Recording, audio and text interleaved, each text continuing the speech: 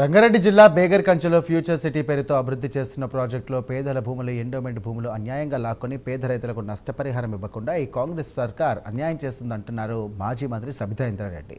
అభివృద్ధి పేరుతో తీసుకుంటున్న భూములకు రైతులకు నష్టపరిహారం సక్రమంగా అందజేయాలంటూ కూడా లేని ఎడల ప్రభుత్వంపై పెద్ద ఎత్తున నిరసన వ్యక్తం చేపడతామంటూ ఈ సందర్భంగా ఆమె హెచ్చరించారు.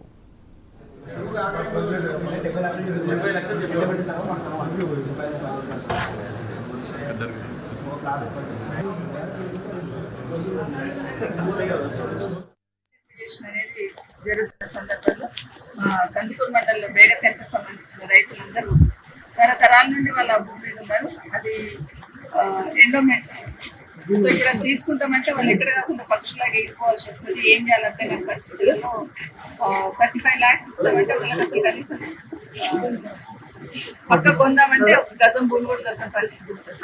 సో కొంత రేట్ పెంచమని కలెక్టర్ గారికి చెప్పడానికి జరిగింది. కనీసం ఎకరాకి 1 కోటి రూపాయలు వస్తే దాంట్లో మళ్ళీ సగం ఎండోమెంట్కి ఇస్తారు కాబట్టి కనీసం అట్లాగైనా కొంత వాళ్ళకు లాభం జరుగుతుందని చెప్పడానికి రావడం జరిగింది.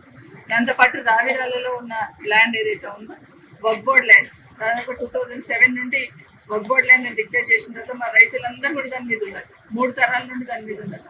ఇప్పుడు వేరే వాళ్ళు వచ్చి జబర్దస్త్గా కబ్జా తీసుకుంటుందని మా రైతులందరూ కూడా ఆందోళన చెప్తా ఉంటే కలెక్టర్ దృష్టికి తీసుకొచ్చాను. వాటి మీద త్వరగా ఎగ్జామిన్ చేసి అట్లేదన్నట్టు యాక్షన్ తీసుకుంటామని చెప్పడం జరిగింది.